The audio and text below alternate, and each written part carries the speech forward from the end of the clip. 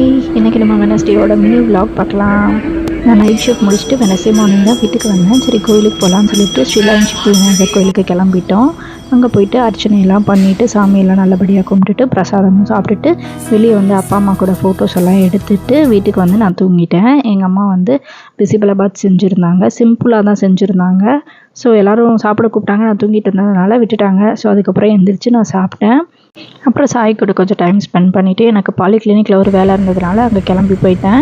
வீட்டுக்கு வரவும் அம்மா அழகாக ஒரு டீ போட்டு கொடுத்தாங்க. நல்ல விதமாக குடிச்சிட்டு அன்றைக்கி ஆனி மாதம் பஞ்சமின்றதுனால வீட்டில் வந்து வராகி அம்மனுக்கு சாமி கும்பிட்ருந்தோம்.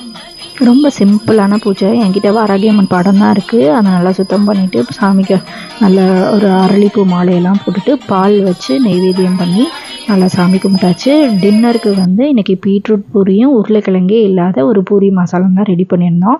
சாப்பிட எம்மையாக இருந்தது. உங்கள் கூடயும் நான் ரெசிபி ஷேர் பண்ணுறேன்.